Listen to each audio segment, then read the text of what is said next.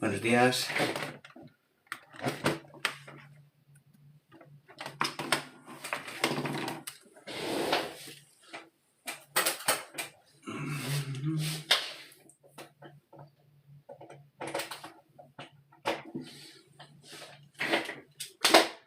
¿Qué tal la Semana Santa?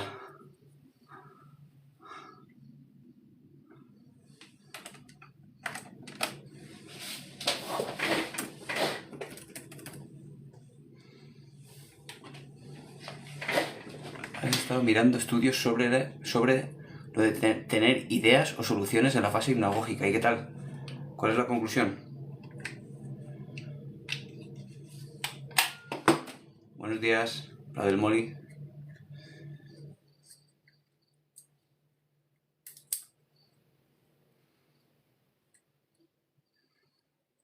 ¿Hay consenso en los estudios o hay disparidad de opiniones? ¿Algo frecuente cuando no es claro lo que se estudia?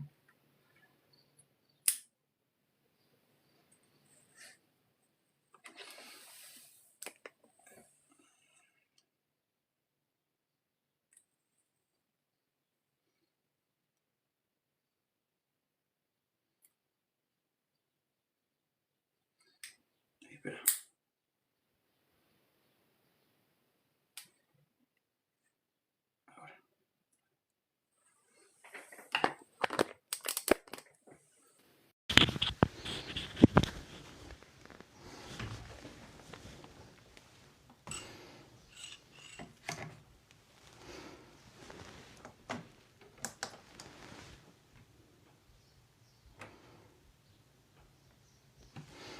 Ay, me falta esto. Perfecto.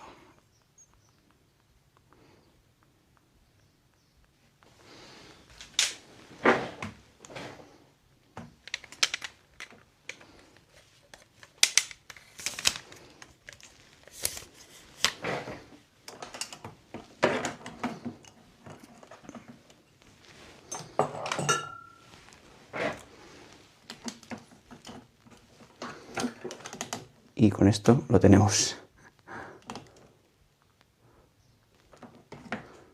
Ahora sí, vale. Hola, Maribel. Imagino que hoy no has empezado el curso, ¿no? O sí. Aquí por lo menos es festivo.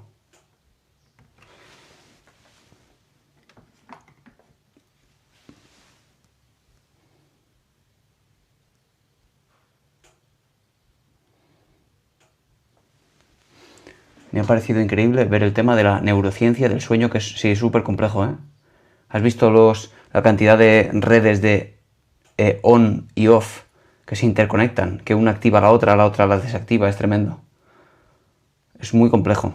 Y cualquier mecanismo que falle puede suponer un problema del sueño o un problema del despertar o una complejidad apasionante.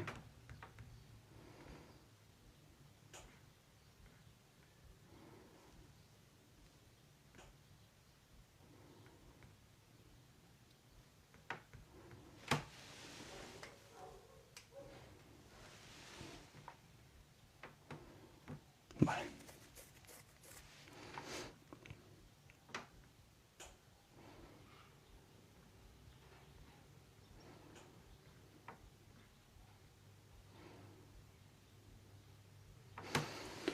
Tú como psicólogo utilizas términos como relación sana o tóxica. ¿Crees que son etiquetas? Efectivamente, Pla del Moli, no es cierto lo de sano o tóxico. Podemos decir, y en todo caso, si queremos hacer alusión a algo un poco objetivo, hablaríamos de tóxico para ti, pero no es tóxico como tal. Y poner etiquetas de tóxica a una persona o vitamina a una persona es tan absurdo, pues eso, porque por la cantidad de interpretación que hay de eso, de la toxicidad de esa persona. Más bien es que en vuestra interacción hay un montón de problemas que no se han resuelto y que lleva a peleas constantes o, en fin, cuestión más de la interacción que de la otra persona. Porque seguramente esa otra supuesta persona súper tóxica seguramente tiene cosas maravillosas que con otras personas que no eres tú mantiene una estabilidad y tiene cierta capacidad de control. Hola, José. ¿Estás por ahí, José? José Cutillas. No, pero no se utiliza esta terminología de tóxico o vitamina, como he escuchado por ahí. O al menos no es inherente a la persona a la que se lo atribuimos. Tiene que ver contigo, tiene que ver con la relación contigo.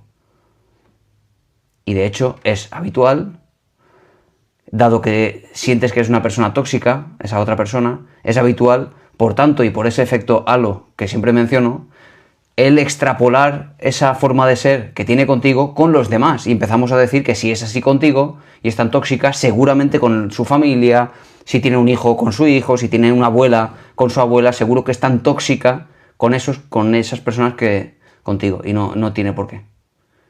Es un sesgo.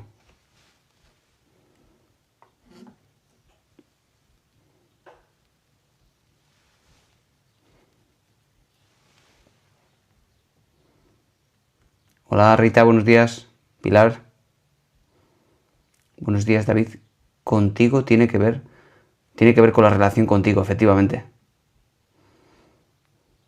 Ahora bien, estamos hablando de lo que pasa, de la interpretación que tenemos de los demás. No hablamos de soluciones. Porque otra cosa es cuál es la solución ante una relación que tú percibes como tóxica de una persona. Perfecto. Ahora, ¿qué hacemos con ello? ¿Le dejamos que siga amargándonos la vida si es lo que pasa? ¿Que nos amargue la vida? Evidentemente no. Si hablamos de soluciones, vamos a tener que ser capaces o de poner límites a esa persona, de tal manera que no se meta tanto en nuestra vida si nos causa tanto malestar, o de aprender a llevarla de otra manera, a entender de otra manera a esta persona para que no nos cause este malestar o esta sensación de qué mala persona es, qué monstruo hemos construido en nuestra cabeza que hace que constantemente esté retroalimentándose ese odio hacia la persona. Pero no estábamos hablando de soluciones. Hablamos de la etiqueta de toxicidad en sí misma, una especie de análisis de por qué ponemos esas etiquetas o si acaso si existe. Hola, bienvenido, compañero.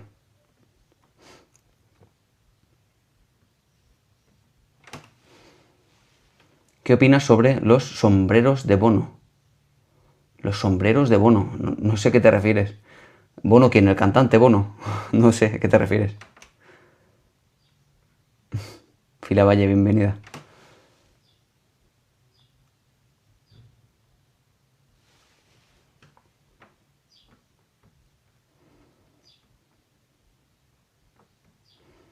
Estoy en YouTube también, sí. Siempre.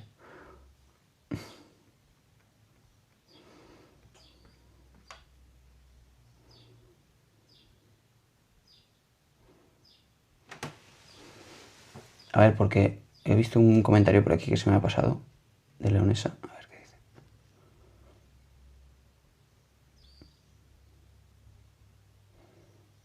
La soledad impuesta trae amargura y desolación. Ah.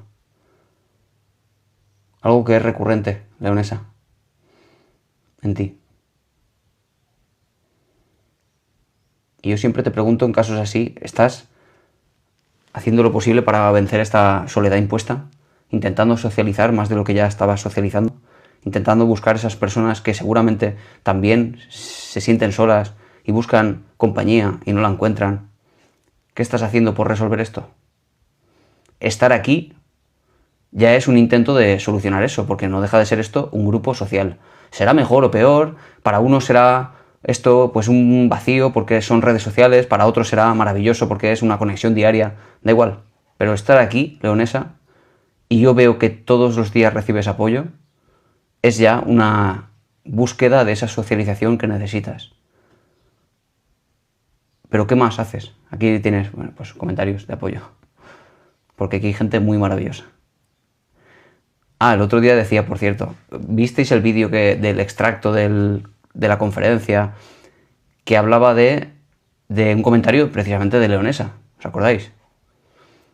Y comentaba de esta familia de TikTok, decía, y bueno, me pusieron un comentario en YouTube, decía algo así como, familia de TikTok, qué absurdo, ¿no? Bueno, de hecho, era un comentario más largo que hacía mención a lo que esta persona que yo mencionaba tenía que hacer. ¿Cómo resolver este problema? Tenía que creerse más a sí misma, bla, bla, bla, bla, bla. Y yo le comenté, le contesté diciendo que cuando él mencionaba de forma tajante qué es lo que tenía que hacer esta persona para resolver sus problemas, denotaba cierta incapacidad de entender que lo que otro experimenta no es lo que experimenta uno. Él lo veía así, pero no todo el mundo lo ve igual.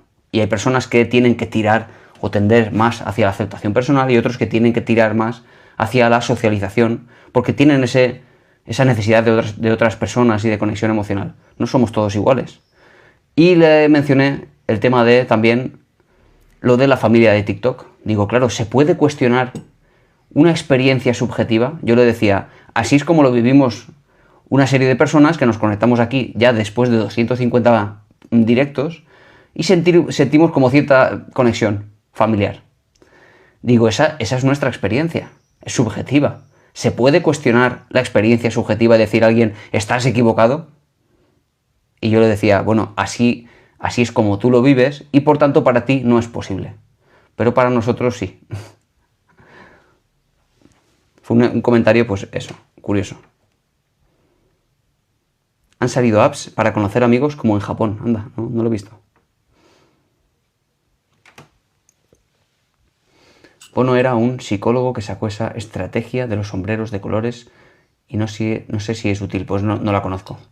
Yo no recuerdo la estrategia de Bono de la universidad, pero bueno, de todas maneras, si es una estrategia de un psicólogo, si es de ahora, moderno, probablemente no lo haya estudiado por eso. Si es del pasado, es decir, de la estructura de la ciencia, de la psicología, probablemente tendría que haber pasado por ahí y haberlo estudiado. Entonces, depende de dónde venga. Lo estudiaré de todas maneras, ¿vale? Y la Valle, te lo agradezco que me lo propongas. Y aún así, intenta definirme en un mensaje que es, a ver si me suena de algo. Como sabéis, yo estoy abierto siempre a aprender cosas nuevas de psicología porque la ciencia de la psicología no es algo estático, que uno aprende en la universidad y se queda ya contento y feliz para poder trabajar, sino que es algo que va creciendo también, que se sigue investigando y que tenemos que nosotros nutrirnos de las nuevas, de las nuevas metodologías, de los estudios que van saliendo nuevos. Así que te agradecería eso, un comentario en el que se defina un poco qué es esto, aunque luego lo investigaré.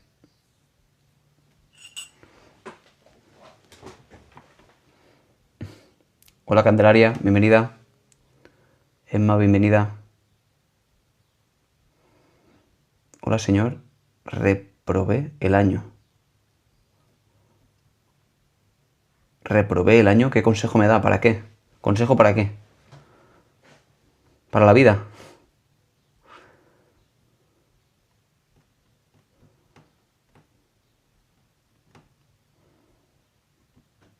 A ver. Muy cierto, David. Con el curso no estaré, pero hoy tenías curso, Maribel. No sé si es fiesta allí, hoy. ¿Hoy tenías curso? ¿O ya empiezas mañana?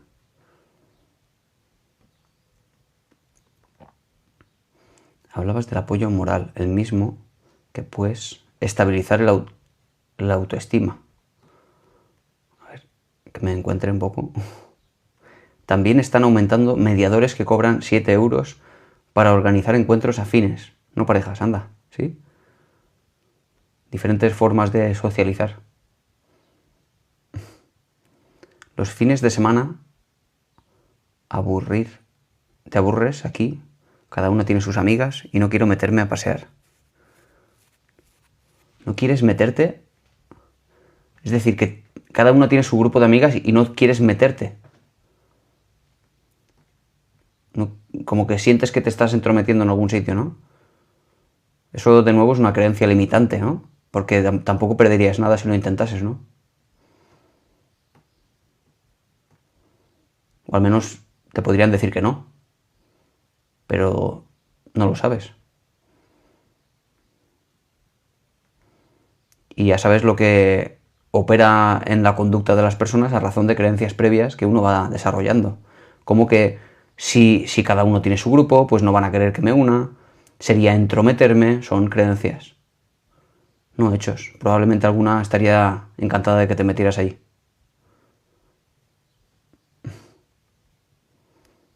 ¿Has visto la película Colors of Times? Lo que se hereda de nuestros antepasados. No lo he visto. ¿Cuál es la hipótesis, Maite? ¿Qué es lo que se hereda de nuestros antepasados, según la película?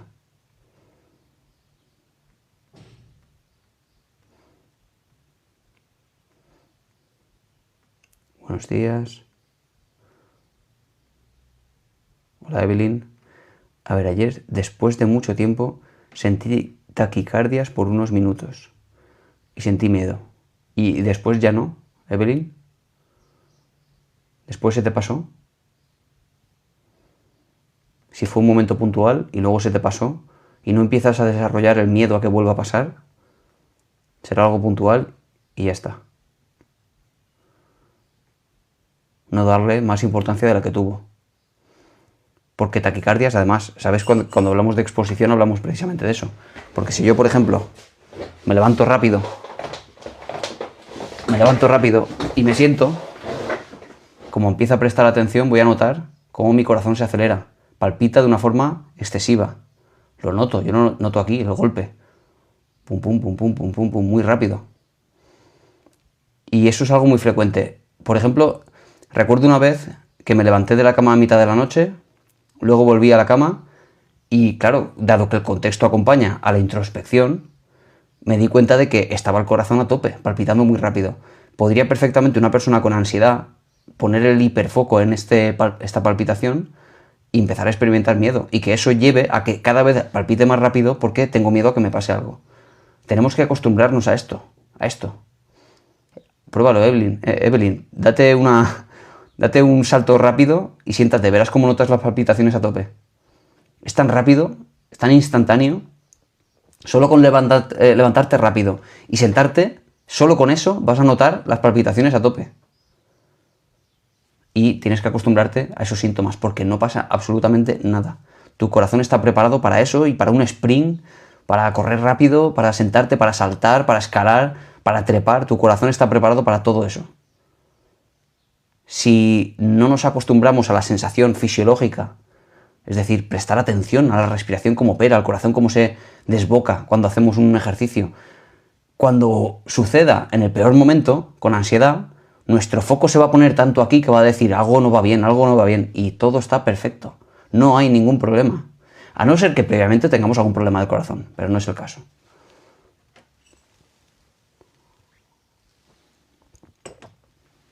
Y ahí estaríamos entrando en procesos de exposición, como ya sabéis.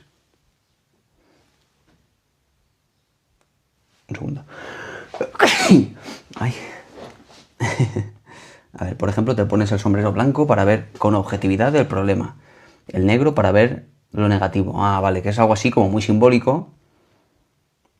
Pues muy bien, me parece. Hasta los 6 colores. Algo muy simbólico, me parece excelente. Gracias. Y me preguntabas sobre exactamente qué.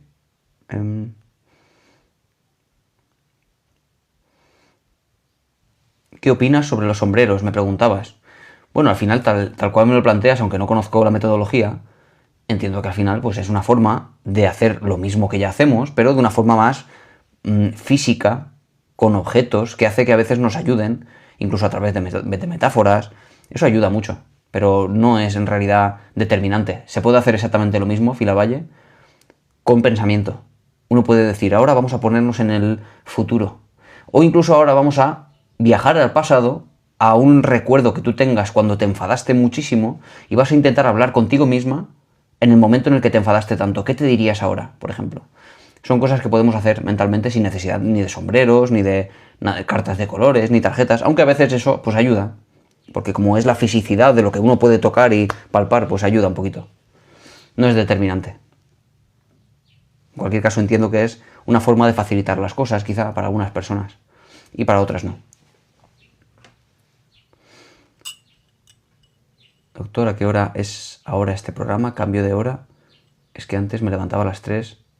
Sí, por ese cambio de hora aquí en España, que cambiaron de hora una hora antes, y ahora, claro, aquí sigue siendo las 10 de la mañana, pero allí parece ser que ha cambiado a las 2 de la mañana. Es esta hora misma en la que he empezado el directo, que ha sido ahora, hace 25 minutos, es la hora de siempre. Menos, ¿sabes?, los martes, que empiezo 45 minutos más tarde.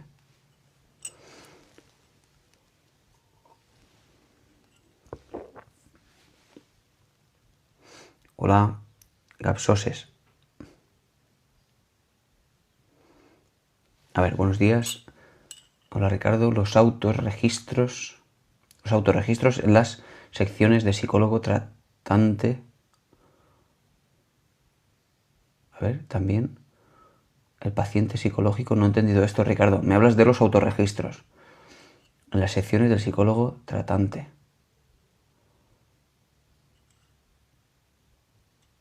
A ver si me puedes reformular esta pregunta, Ricardo, que no lo he entendido. Me hablas de los autorregistros, pero no sé cuál es la pregunta exactamente.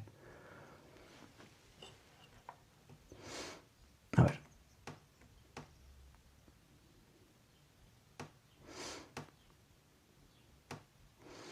A ver, Maite, creo que esta es lo de la película, me decías, a ver.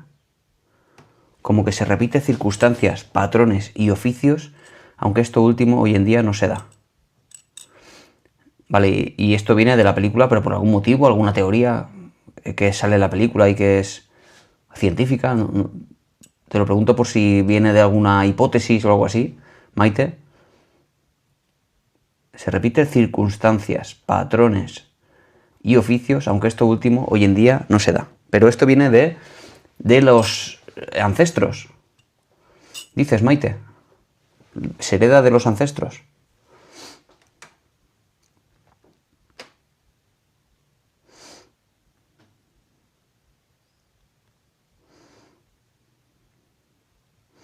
Vale, empiezas el miércoles, Maribel, vale. Gracias a ti, Evelyn.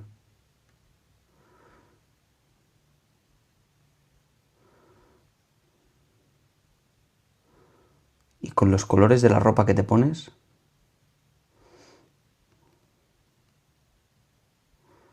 ¿Con los colores de la ropa que te pones, Leonesa, a qué te refieres?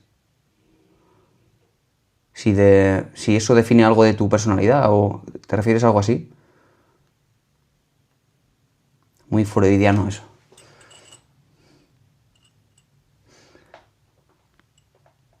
Algo que le guste o destaque de la programación neurolingüística. Pues voy a tener que decir, Soses, que absolutamente nada. Por un lado, porque la programación neurolingüística es una pseudociencia sin evidencia científica. Y porque si tiene algo de positivo, que lo tiene, es aquello que ha estado sacando de lo verdaderamente científico con la intención de ampliar una especie de campo, de entender que lo científico es una limitación, coge de aquí y de allá, y aquello que sí coge de la psicología, por ejemplo, pues tiene interés, pero a la vez se nutre de otras creencias erróneas, equivocadas, sin evidencia científica o cualquiera de ellas, de esas opciones, y desde luego dice cosas que no están demostradas y las afirma con mucha asertividad. Es algo peligroso. No me interesa nada en absoluto la programación neurolingüística. La psicología cognitivo-conductual es la psicología que se estudia en un grado de psicología, una carrera universitaria, siempre basada en la evidencia. Toda terapia que se utiliza, toda teoría se pone a prueba, se justifica su utilidad y si no, se desestima o en cualquier caso se habla de ella de forma anecdótica. La programación neurolingüística tiene el problema de que no tiene un rigor científico, con lo cual aquello que postula muchas veces o está equivocado o a veces incluso es mentira. Incluso para la ciencia de la detección de mentiras, que he visto algo de eso. Yo, por cierto, soy experto en esto y me vienen recuerdos de aquella creencia, aquella hipótesis que no es cierta de la programación neurolingüística. ¿Os acordáis? Eso de si mira hacia arriba y a la izquierda está creando, está viniendo de su recuerdo, está construyendo, por tanto está mintiendo. Si mira hacia la izquierda y a la derecha, en fin, cosas que no son así, porque se han demostrado que no son así, no tienen ninguna evidencia, pero se afirman con mucha asertividad desde esta pseudociencia. Con lo cual nos llevaría, imaginaos, a cuántos problemas si estamos o con una pareja o con un amigo, que de pronto alguien pregunta algo y el otro mira hacia arriba por casualidad y a la izquierda y el otro deduce, me está mintiendo, o mi pareja me está siendo infiel porque ha mirado arriba y a la izquierda. ¿Os imagináis cuántos problemas generaría esto? Porque alguien ha leído en algún sitio que la programación neurolingüística dice que si mira arriba no sé qué está mintiendo. ¡Wow! De verdad que no ayuda absolutamente nada a la sociedad.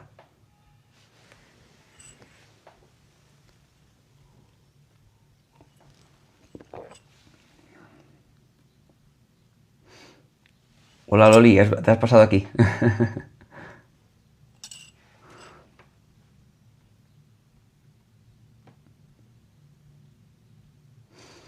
¿Qué te parece la terapia de exposición gradual para superar la ansiedad generalizada, agorafobia? Excelente, Miguel, excelente, maravillosa. Con una evidencia científica robusta, muy robusta, al igual que también tiene evidencia científica y dependerá de cada persona lo que necesite.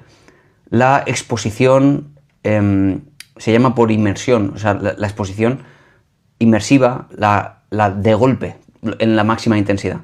Las dos tienen evidencia, dependerá de, digamos, qué es lo que viene mejor a cada paciente. Pero esta, concretamente la exposición gradual, es la que más se utiliza. Funciona muy bien, es lo más eficaz para la ansiedad. Tenga o no asociada una previa instrucción de herramientas cognitivas para que sea más llevadera la exposición. Pero desde luego es muy eficaz, Miguel, la que más eficacia tiene. Buenos días, Lisette. Tú sí has abierto el bar, imagino, ¿no? Si estás trabajando, ¿verdad? Los bares siempre se abren en fiestas. Que tampoco sé si allí es fiesta hoy, supongo que sí, ¿no? Quien dice yo no soy mujeriego, mentiroso, etcétera, de entrada, podría ser una red flag. Quien dice yo no soy mujeriego, mentiroso, podría ser una red flag. ¿Por qué, Maite? ¿Te refieres a que esto nos haría deducir entonces que sí es un mujeriego mentiroso? Porque dice yo no soy un mujeriego mentiroso.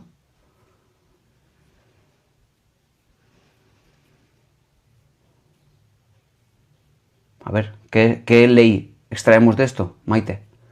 Porque si hablamos de una red flag, debemos hablar de una red flag que sea objetiva, que sea algo para todos por igual. No lo que yo opino. No, Maite, es precisamente a lo que me refiero. No se puede deducir de eso. Porque habrá personas que digan esto siendo mujeriegos y habrá personas que digan esto con miedo a que tú pienses que es mujeriego. Con lo cual no hay absolutamente nada que deducir de ahí. ¿Qué es una red flag? Y ya vamos a hablar a nivel objetivo. Una red flag objetiva es el maltrato, es la invalidación emocional y es la intermitencia en la conducta. Son tres red flags clarísimas que podemos definir para cualquier persona. Ahora bien, si uno dice, ay, es que a mí no me contesta los WhatsApps y tarda horas en contestarme, eso es una red flag clarísima, y tú vas y se lo comentas a tus amigos y le dices lo que tienen que hacer con estas personas, son completamente subjetivas. No hay ninguna claridad ahí. Es mi experiencia personal porque a mí me molesta que no me contesten, porque tengo experiencias de la infancia incluso de abandono, de que la gente no me conteste y me da mucha rabia. Son cosas personales, no hay ahí nada que extraer, no hay ninguna ley. Ahora, si hablamos de maltrato, si hablamos de un insulto, eso es una clarísima red flag. Si alguien, aunque sea enfadado, aunque sea bajo los influjos del alcohol, insulta a otra persona, a una pareja, eso es una clara red flag, no hay ninguna duda.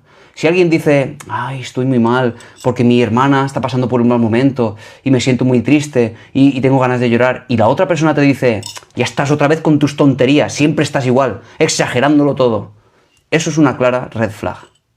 Es una invalidación emocional.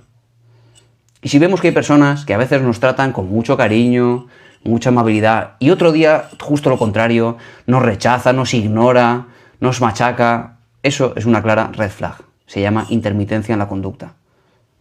Son tres claras. Lo demás, os aseguro que son sendas interpretaciones de cada uno con sus mundos mentales particulares, sus experiencias pasadas, que no llevan a ningún sitio y sobre todo que no se pueden extrapolar a los demás.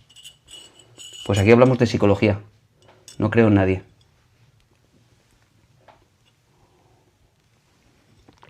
Y lo digo porque veo muchos vídeos cortos, muchos reels, que hablan precisamente de redes, de red flags súper subjetivas, y que cuidado con esto, porque si nos ponemos a aplicar lo que es la red flag particular de una persona, resulta que nos dice que, no sé, pues que resulta que un chico sale de fiesta con sus amigos.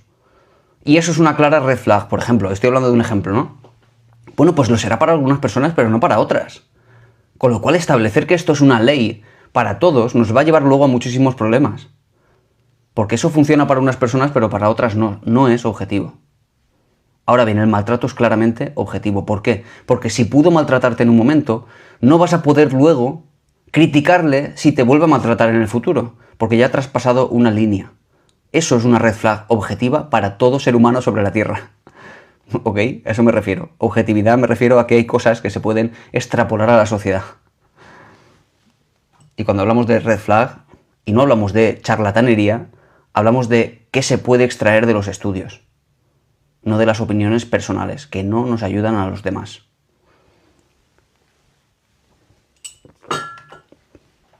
Gracias, Rita. La primera es el maltrato. ¿La objetividad existe? Pregunta Juan Sirabo. ¿La objetividad existe? Bueno, hay objetividad en el mundo y luego lo que hay es cómo nosotros lo interpretamos, claro, efectivamente. ¿Objetividad en qué sentido? Pues esta taza, por ejemplo, ¿es una taza o no? ¿Estamos de acuerdo en que es una taza? Claro, bueno, la taza está aquí, por lo menos, eso es objetivo. Ahora bien, cuánto nosotros valoremos esa taza, de cuán grande es o cuán pequeña o cuánto le cabe, qué bonita es, todo eso son subjetividades, claro. Pero la taza, el hecho es que existe. Igual que existe el mundo y existe las cosas que están en el mundo. La verdad es relativa. No absoluta. Creer que la verdad es absoluta, de hecho, pues es una creencia que nos lleva luego a tener un montón de problemas con la realidad. Cuando la gente no piensa como nosotros o cuando, en fin, vemos que las cosas pues no son exactamente como pensábamos.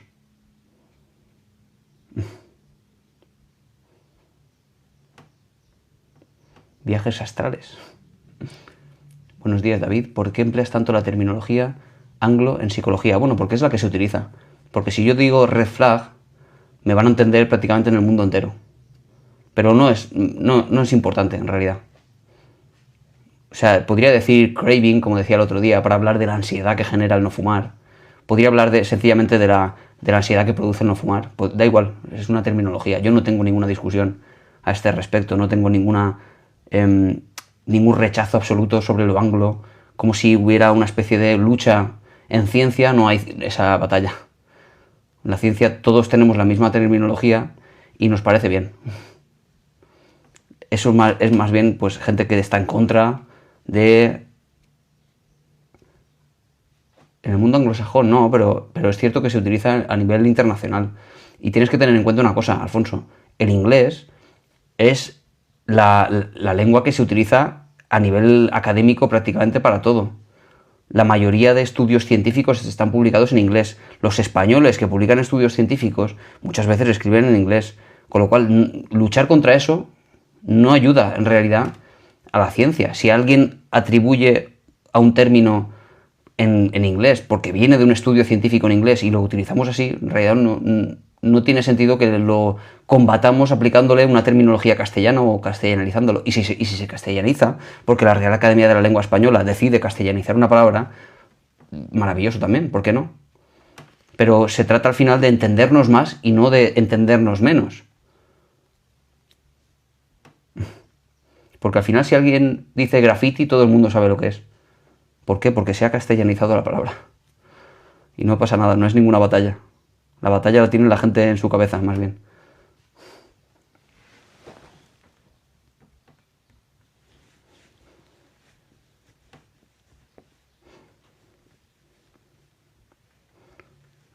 A ver. A ver, espera. ¿Cree usted? Porque claro, venía por aquí. Esto es un hilo, ¿vale? Es un hilo. Dice cerquita del cielo, con símbolos aquí cristianos, dice, ¿cree usted que la verdad es absoluta o relativa? Deduzco yo por estos simbolitos alrededor del nick, que es cristiano y por tanto todo cristiano o católico asume verdades absolutas del bien y del mal que luego no se corresponden con la evidencia de los estudios científicos de psicología, pero no importa. Me has preguntado por mi opinión, ¿no? Yo te contesto con mi opinión dado que me has preguntado. Dice, ¿entonces usted es una mujer? Claro, aquí viene un poco la lógica que quieres aplicar a esto, ¿no? ¿Por qué dices entonces que soy una mujer? porque es mi verdad relativa. Claro, a eso me refería, precisamente. Tú puedes creer lo que tú quieras, pero eso no hace que cambie la realidad. Yo soy biológicamente un hombre porque tengo gónadas sexuales, masculinas, y tú puedes opinar lo que quieras porque eso no va a alterar en nada. Son creencias personales, subjetivas, sobre la base de algo que es objetivo, que son las gónadas o los órganos sexuales, que no es... vamos allá de las creencias personales.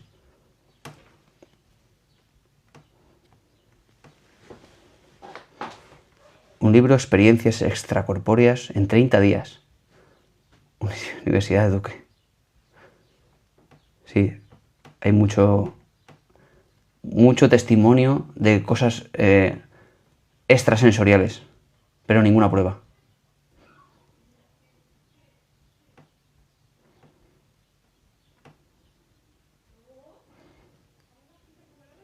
Ahora estoy escribiendo un libro autobiográfico como terapia. ¿Me ayudarías leyendo lo que tengo? Uf, Silvia, va a ser completamente imposible. Porque tengo tantas cosas por hacer que me acuesto a las 2 de la mañana. A las 2 de la mañana me acuesto a veces haciendo cosas. Imagínate como para leer un libro de un desconocido para intentar ayudarle cuando no tengo ni siquiera tiempo para eso. No tengo tiempo para escribir yo y tengo que escribir. Y hacer mi audiolibro y hacer informes. Sí, sería imposible. Me gustaría porque me gusta mucho leer, pero a la misma vez que tengo en mi tiempo de ocio libre, quiero leer cosas que tengo por ahí y no puedo porque no lo tengo, imagínate. Pero te agradezco la confianza de todas maneras. Si algún día tengo un ratito, te diré, oye, pásame eso y... Ay, cuántas cosas tengo por ahí acumuladas para leer y para hacer. Uf, madre mía.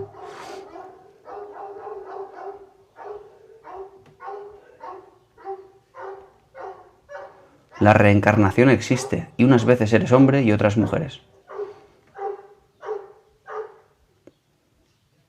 Bueno, de eso no tenemos ninguna prueba. Reencarnación eterna.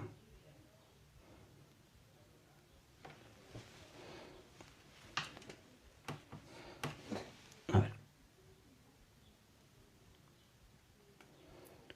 Es que a mí los ángulos me tiran mucho para atrás, por eso decía Alfonso, que esa es tu, digamos, tu rechazo. Y desde ahí parte, ¿no? Yo como no lo tengo, pues no me importa utilizar una palabra que utilizamos a nivel general en el mundo entero para entendernos con esos términos.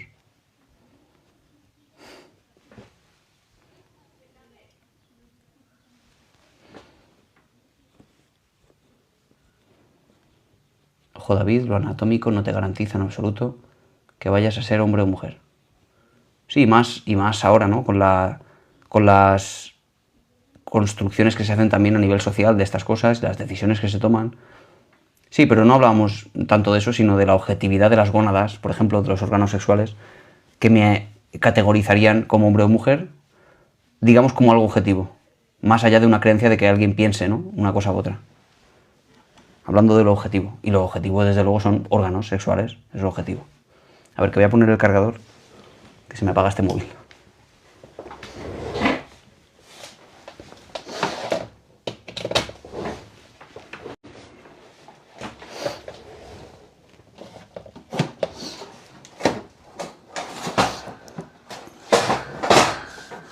Madre mía, qué de cables tengo aquí.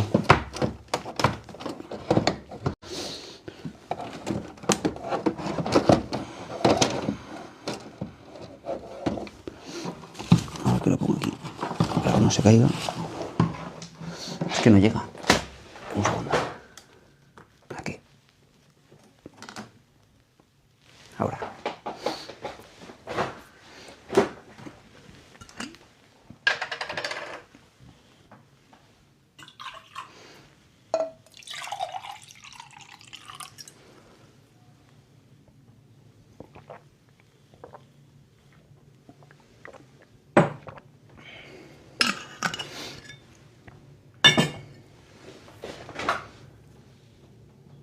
A ver. Hola, Nathan. A ver. La pregunta es, teniendo en cuanto a la terapia cognitivo-conductual, ¿los autorregistros los debe de llevar también el paciente? No, también no. Los tiene que llevar el paciente, no el psicólogo. Los autorregistros son precisamente auto por eso, porque los hace el propio paciente. No está en casa el psicólogo registrando o cuando le viene con la información entonces lo registra. No, los hace todo el paciente. Porque es precisamente para que tome conciencia de qué elementos interactúan con su conducta. ¿Qué pasa antes? ¿Qué situación concreta hay cuando ocurre alguna respuesta? ¿Qué pasa después? Es decir, cómo los demás refuerzan nuestras conductas o las castigan. Y las hace precisamente para darse cuenta. Para que vaya viendo, ostras, pues siempre que me enfado, siempre es, pues mira, o casi siempre a la misma hora. O además, si tengo más sueño, pues por ejemplo, estoy más irritable, por tanto, es decir, para darte cuenta. De eso se trata los autorregistros. No tendría sentido, por tanto, que los hiciera el psicólogo. ¿Entiendes, Ricardo? Telepatía existe. Rupert Sheldrake. Es que claro, reencarnación eterna. Me hablas de cosas que yo sé que entiendo para ti puede ser una evidencia, pero lo cierto es que en el siglo XXI no tenemos ninguna prueba de todo esto. Y siempre se hace alusión a expertos, a gente que habla de cosas siempre con nombres y apellidos. ¿Sabes qué pasa? Que la ciencia no funciona así.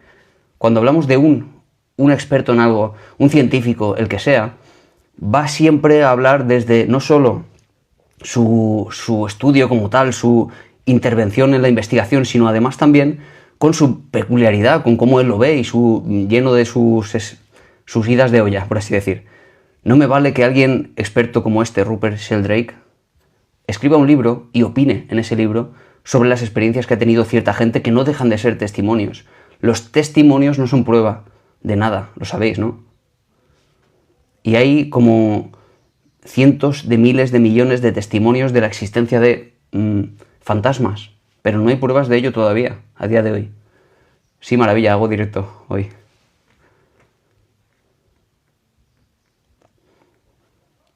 El día que la haya, el día que haya pruebas evidentes de la existencia de lo que sea, yo seré el primero en estar ahí para asumirlo como una forma de interactuar con el entorno, de forma de, no sé, de aplicarlo a la ciencia o incluso a la salud mental, ¿por qué no?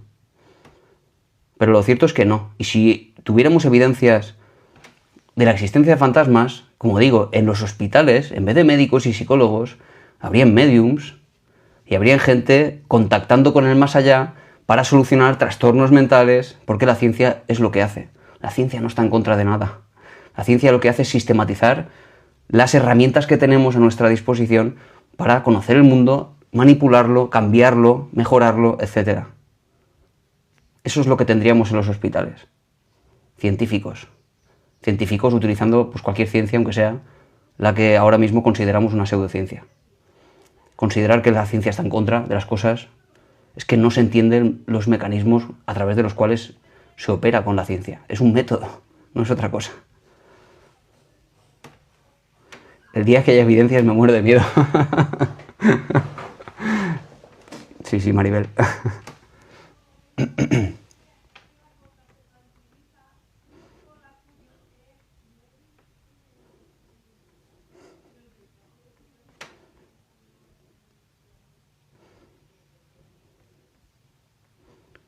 Bueno, maravilla, ¿cómo llevas, por cierto? No sé si ya has empezado. ¿Cómo llevas la ausencia de esta sustancia que tomabas? ¿Has empezado o lo tienes como proyecto a futuro? Se me va la voz, y eso que es lunes.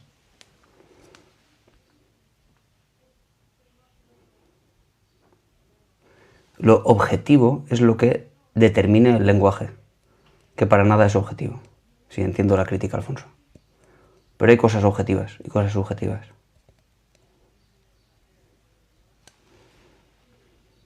Pero objetivo solo es la etiqueta verbal, evidentemente. Yo no creo en nada, solo en lo evidente en la ciencia. Maravilla, te lo preguntaba porque no sé si sigue existiendo igual, si se siguen utilizando estas metodologías, pero en la UCA lo cierto es que suele existir un criterio de una previa ausencia de droga. Entiendo que tú vas a la entrevista, te pondrán en contexto, pero suele ser que te exigen un mínimo de compromiso, que en un análisis de orina demuestres ya que llevas previamente una etapa sin la droga. y entonces sí te permiten el acceso. No sé si sigue siendo igual, no sé si es lo mismo para todas las sustancias. La UCA es un lugar donde me hubiera gustado trabajar, me gusta el campo. Bueno, y en todo caso, por eso digo que no, como no soy experto en esto, no lo sé, pero ya te pondrán en contexto cuando te lo digan. Pero sobre todo esto es para el tema de del internamiento, digamos, o de cuando uno se mete en la UCA ya a vivir allí durante una temporada para limpiarse del todo, etcétera. Depende de lo que necesites.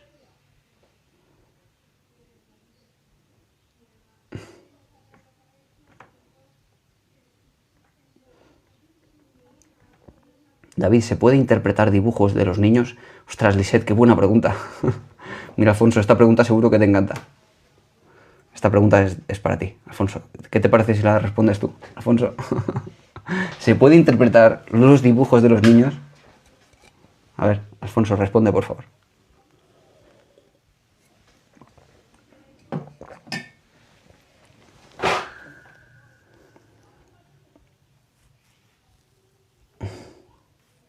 Yo voy a contestar, ¿eh? Pero me gustaría que contestase antes, Alfonso.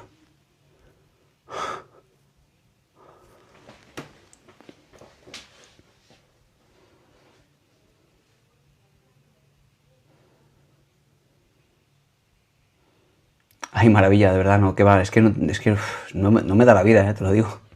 Me acaban de preguntar por aquí, que no estabas todavía en el directo, si podía leer un escrito, una novela o una autobiografía que estaba haciendo una persona, si le podía ayudar a escribirla o ayudarle a redactarla de alguna manera, a corregirla o algo así. En cualquier caso, ayudarle con la lectura, como mínimo. Y le he tenido que contestar que me es imposible. No tengo tiempo ni para leer lo mío.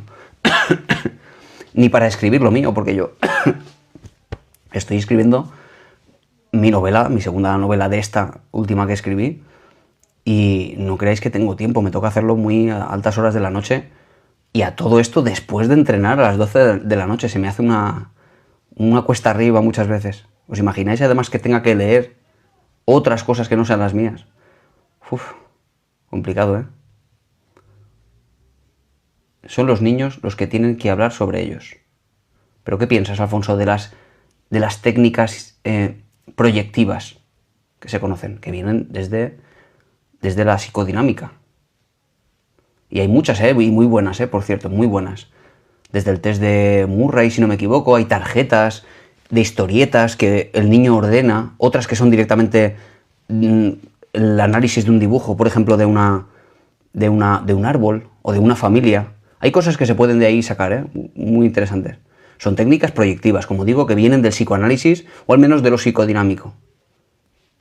Y muchas de ellas tienen su evidencia, Cuidado con esto. Creo, ¿cuál es tu respuesta respecto a la pregunta de dibujos? A ver, ¿cuál es? Según tú.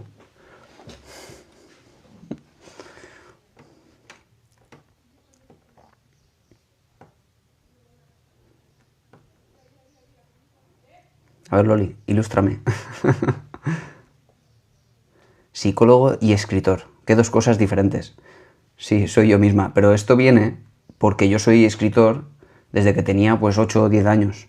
Que ya escribía mis cuentos y ahora soy escritor, pues no diré profesional, pero tengo 4 libros publicados. Con editoriales además diferentes. Ha sido un camino, una trayectoria. Es prácticamente una carrera de escritor.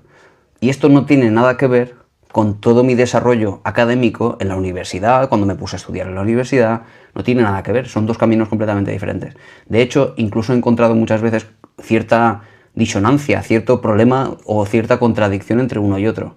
Porque el ámbito académico te llena la cabeza de ciencia y de objetividad, de estructura, y lo artístico es todo lo contrario. Claro, con lo cual, para empezar, de base, cuando uno estudia una carrera, no tiene tiempo ni de pensar en otra cosa.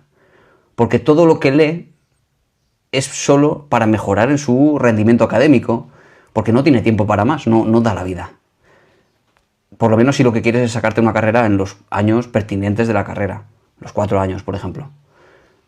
Yo sí es cierto que los primeros años de carrera no escribir nada, Sin embargo, en el tercer año de carrera fue cuando publiqué mi segunda novela. No sé de dónde saqué el tiempo, no sé cómo lo hice, sí es cierto que dormía muy poco, bebía muchísimo café, nada saludable, pero esa fue mi experiencia. Pasé mucho estrés, pero esa fue mi experiencia y lo llevé bien. Yo surfeo el estrés, me gusta el estrés, me gusta vivir en el estrés.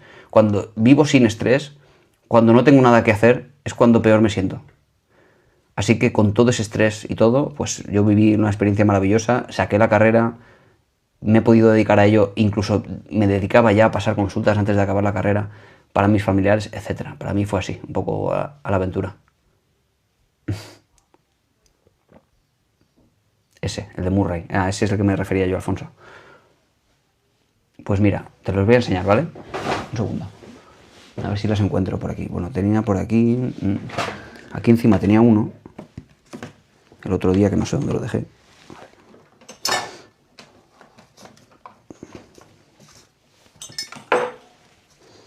A ver si está aquí. El primero que publiqué, que lo tenía por aquí, pero no sé dónde está. Un segundo. Tengo este por aquí y el otro... A ver. ¿Dónde lo dejé?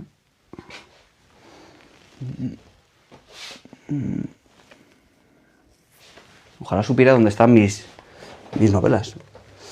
Pero estaban por aquí en alguna parte. A ver. Vale, aquí está. Mira, esta es la primera que publiqué. El vasallaje de los elementos, ¿vale? Cuando era bastante joven. Primera novela. El vasallaje de los elementos, ¿vale? El segundo que publiqué fue la segunda parte, que es este. Vasallaje de los elementos. La segunda parte de esta novela, que es El fuego de los confines. Y años después de esto, estos dos libros que prácticamente fueron a la vez, publiqué este cuento infantil, que es mi tercer libro. Sí, ahora te lo enseño otra vez. Que es Por fuera del móvil. Es un cuento infantil este, ¿eh? Publicado con una editorial especializada en literatura infantil. Ah, este sí, El vasallaje de los elementos se llama. Vasallaje de los elementos. El fuego de los confines, aunque bueno, si te metes en Amazon verás todos mis libros ahí. Fuego de los confines y este, o sea, el Por fuera del móvil. Y el libro que publiqué recientemente, que fue en diciembre de este año, del 25, hace poquito, es A través de la pantalla. Que este es muy, muy reciente. Y estoy todavía de promoción. Estoy, de hecho, ahora, esto sí es una experiencia completamente nueva, estoy haciendo el audiolibro de esta novela. El audiolibro de esta novela. Cosa que ya, eso sí que no me lo esperaba para nada, pero estoy viviéndolo y disfrutándolo muchísimo. Es la primera vez y quién sabe si no me dedico el día de mañana a hacer todos los audiolibros de todas mis novelas. A ver, el test de apreciación temática de Murray sí aporta datos del paciente, con la interpretación tiene que ser un poco ambigua para no caer en interpretaciones paranoides. Sí, estaba esperando a la respuesta de Alfonso para dar la respuesta que yo puedo sacar de aquí. Esta que dice Alfonso es la que me refería precisamente. El test de apreciación de Murray. Son intentos... ¿Cómo, perdona? ¿Te refieres aquí a los libros? Son intentos de sistematizar un proceso que es un poco complejo de definir o de medir, como es la interpretación de un dibujo. Cuando no se utiliza ningún sistema, el problema es que, claro, cualquiera podría interpretar lo que le diera la gana. Si resulta que el árbol es más grande, el niño lo que le pasa es que percibe a la familia muy amplia y difusa, si dibuja el árbol pequeñito significa que es más arraigada a las raíces. Son interpretaciones que si no nos basamos en algún dato del estudio de muchos niños y muchos dibujos, bueno, pues no nos sirve de nada. El intento por sistematizar estas cosas han hecho, por ejemplo, que construyan pues tarjetas, por ejemplo, ya creadas y tiene que organizarlas en determinado orden. Bueno, ese tipo de cosas. Son diferentes técnicas proyectivas, de más difusas a más controladas. Lo que podemos sacar de esto es que la interpretación de los dibujos, a día de hoy, tiene cierta evidencia y lo que se hace es como una fuente de información que no es determinante. ¿Ok? Es decir, por ejemplo, y sabéis que esto se ha visto muchas veces, se ha hablado mucho de esto, de que si un niño dibuja no sé qué, contexto sexual, etcétera, entonces se deduce de ahí que ha tenido abusos, por ejemplo, en la infancia, ¿no?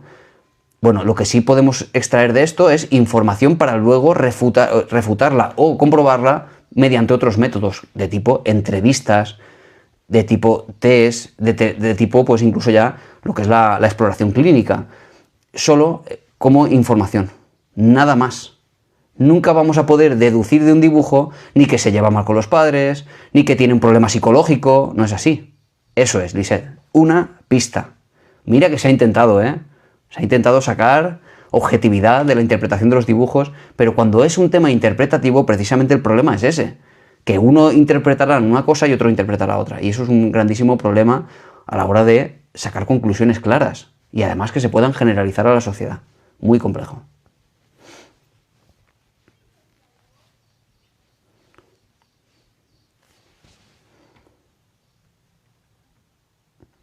A ver. Reencarnación eterna, considero que afirmas todo y no dejas lugar a las dudas. Hay personas que saben más que tú. Sí, sí, total. Total, total. El vasallaje de los elementos, que fue mi primer libro, no lo tengo en audiolibro, pero mira, como en esta experiencia del libro que estoy haciendo ahora, de mi último libro, pues quizá lo haga, ¿por qué no? No lo sé. Depende de cómo salga esta experiencia. ¿Por qué no?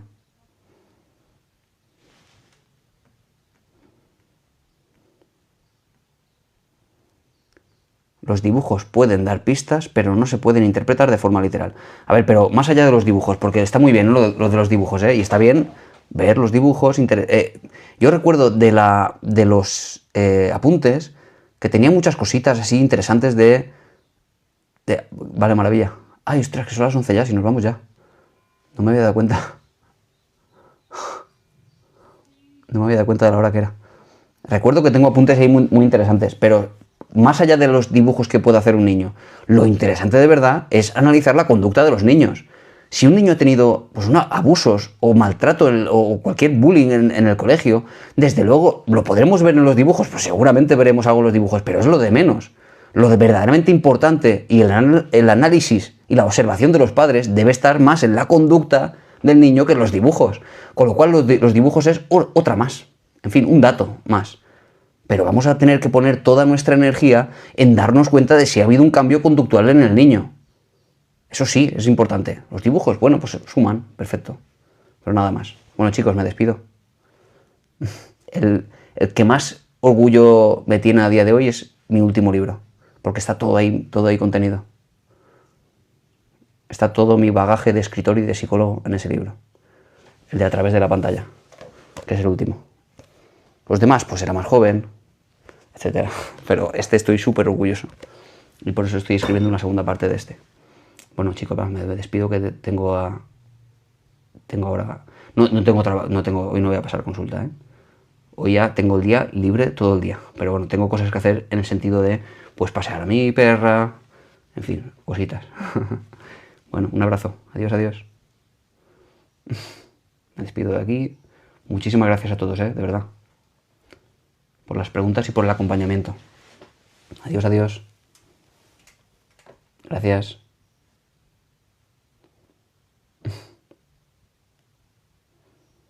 Mañana un poquito más, Mañana ya sabéis, voy a la radio y a las 11 menos cuarto estoy aquí.